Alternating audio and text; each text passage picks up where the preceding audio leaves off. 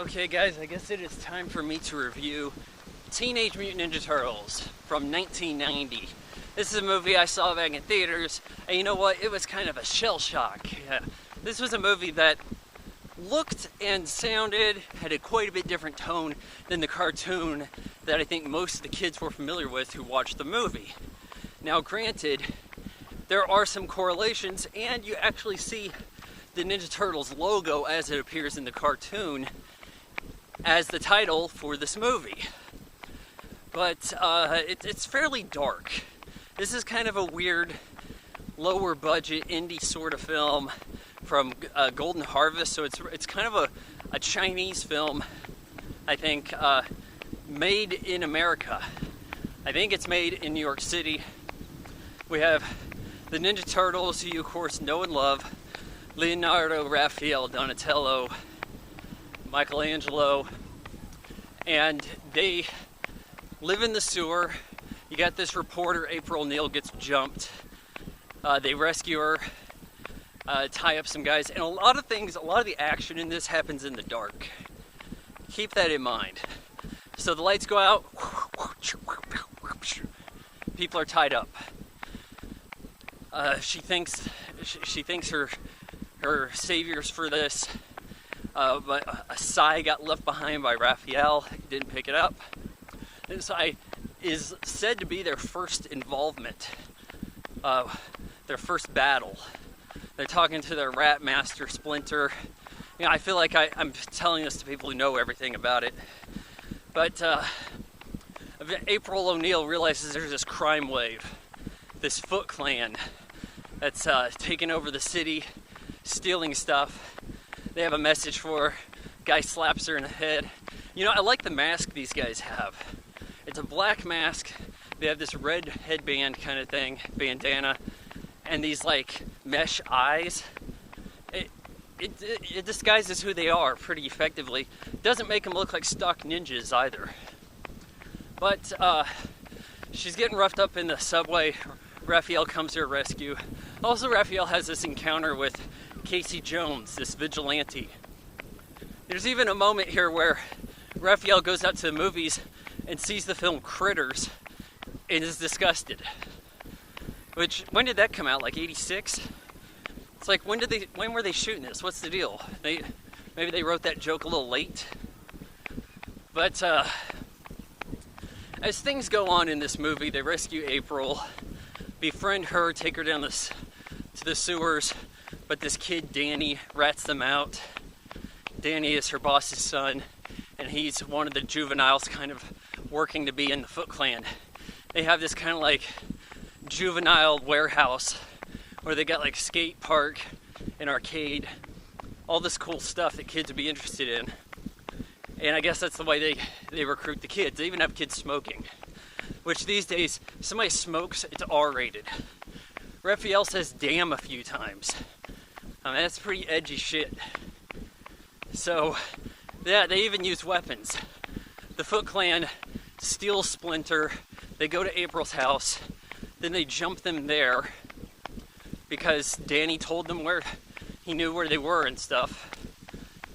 There's weird things going on with Danny. Like later in the movie when they return to their sewer hideout, Danny's in there waiting for them pretty much.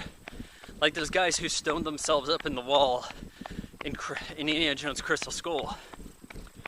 So yeah, it's odd at times. There's a big fight. Raphael gets beat up. The Turtles flee April's apartment, and the antique store below get burned down. You might want to note that a lot of the jokes are for people much older than myself. They talk about Cagney impression. A lot of things that kids are not going to be interested in as far as jokes go. I feel like they aimed a lot of the humor at the parents that had to sit through the movie. They go to some house out in the country, prep themselves up. Raphael recovers from injuries. And you know, when they do a fight here, they have Jim Henson behind the creature costumes. And they look fine. But, you know, for those of you critical of the design in the newer Michael Bay produced movies, keep in mind that these turtles don't look exactly like the cartoon. So why were you not outraged at the designs in this movie?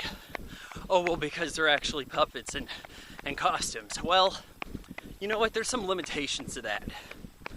Now, would you rather have a martial artist, a wee little one, doing kind of muffled moves from the confines of these bulky outfits? Or would you rather see them do stuff like in the comics and the cartoon where they can jump high, they can leap off stuff? Because that's what the Ninja Turtles do in the new movies. And in many ways, the new movies are truer to the characters. Donatello is just Michelangelo Redux in this movie. He doesn't do machines like in the cartoon. It's very much a Corey Feldman's kind of there to tell some jokes. Donatello. So for those of you who say that the new ones are not like cartoons, they're actually more like cartoons. So the turtles gather themselves, have some kind of spiritual talk from Master Splinter, like he's a dead Jedi talking to them. They head back into the city, where, as I mentioned, Danny gave away their position and is now hanging out in their sewer. Like, what do you do? Get rid of them so he could have their sewer hideout all to himself? They go and try to confront Shredder and free Splinter.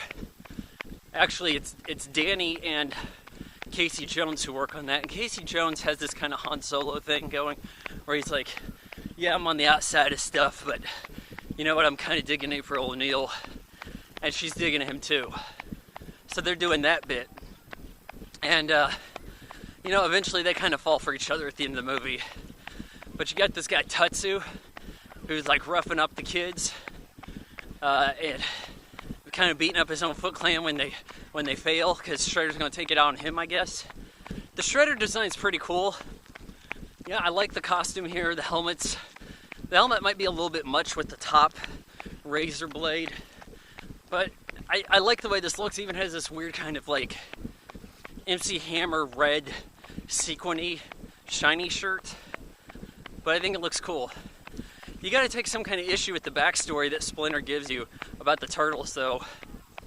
About how he arrived in America. Well, how did he arrive in America? He talks about how his master was killed by this jealous guy, jealous of his wife, killed her and then killed the master when he returned from work.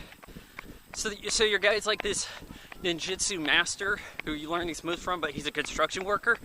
What the hell? But, he's got quite a grudge against this rat. You'll notice that in the cartoon, and I can't remember what the true origin story is, but in the cartoon, this Master Splinter was a human who was in the sewer hanging out with a rat and found the baby turtles, and then him and the rat basically became one. And that's different here. Here he's a rat who developed and helped raise the turtles. So yeah, there are some differences here and there, and does it make a big difference? Probably not. They have a big fight with Shredder on top of a roof. They're using their weapons against him, and he has like a staff with the spearhead at the end of it.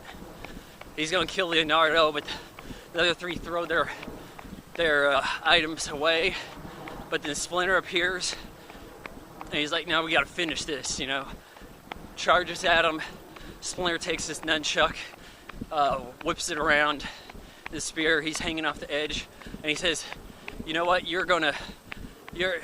So he says something like, "Oh, you'll never be as strong as us," because and then the guy like tries to attack Splinter while he's holding him up, and he falls into a garbage truck. Casey Jones like, "Oops," turns the truck on, and that's what we think is the end of Splinter, or at least it would be. Maybe his armor saved him, but yeah, things wrap up. You got some. What's the name of this? Is it Rex in Effect or something? Turtle power TU. It's a pretty damn decent rap song, although it says that Raphael's the leader. But it's, as quick as they must have whipped all of this up, they did a pretty damn good job.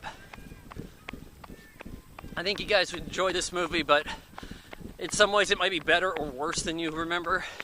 Very, very grainy, Very dark. There are some laughs. It doesn't take itself too seriously, but it also has some slower drama points in it. No idea what's going on. Some kind of race. Shit, if this is a race, maybe I need to clear out of here. Okay. Teenage Mutant Ninja Turtles for 1990, I give it 2.5 out of 4 stars.